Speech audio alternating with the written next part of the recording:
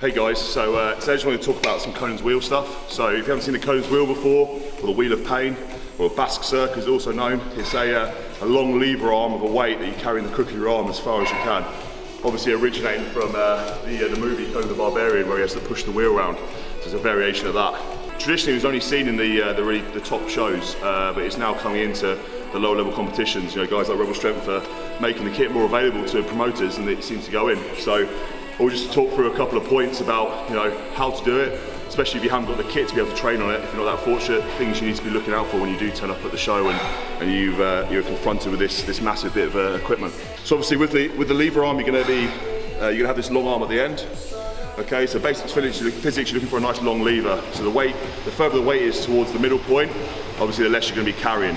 So try and get yourself right to the end of the lever. Okay, from there, getting right on the edge, we're going to pull it into the crook of our arm and pull it into our stomach as much as we can, okay? This is where a belt's going to help. It's going to kind of give you a bit more of a shelf to rest it on. But it's important that you get right to the end of that lever arm and then pull it into your stomach as much as you can. Foot pickup, or the foot stance will be quite narrow.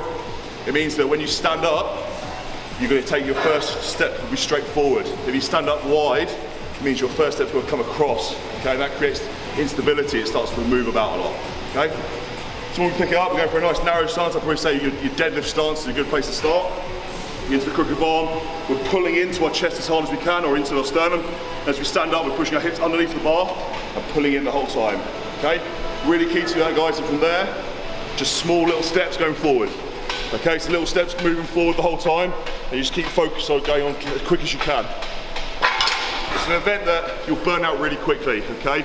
Your forearms and your upper body will only be able to hold the weight for a certain amount of time. So the idea is to fly around as fast as you can. Make sure you're nice and stable, but I always think this is more like riding a bike, okay? The faster you go, the more stable the weight's gonna be. So next up we've got the front hold. So the front hold is an event that has come into more Giants live shows recently. It's usually with a big hammer or a barrel or something like that. But yeah, it's more of a mental event than a physical event.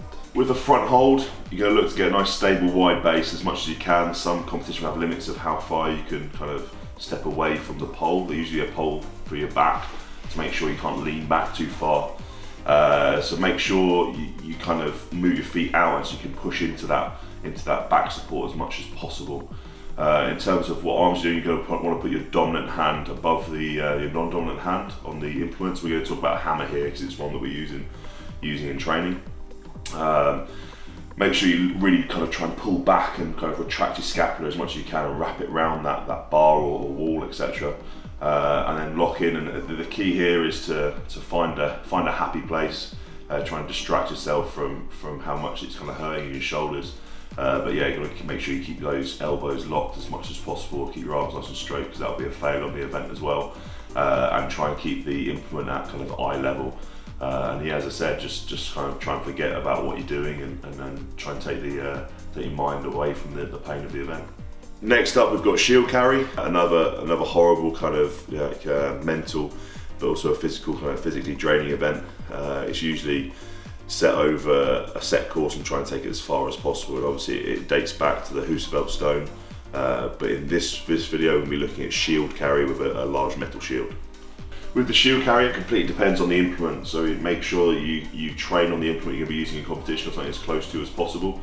I always like to have a fast foot speed, so once I've got the pickup right and I've got the implement kind of locked down onto my chest or holding it as tight to my chest as possible, I'll try and go quickly because I feel like you've got a certain amount of time before you kind of run out of air and run out of gas on this event. So you know, I'll go quite quick feet up to the turn, make sure I just make the solid turn and then come back with it as fast as possible.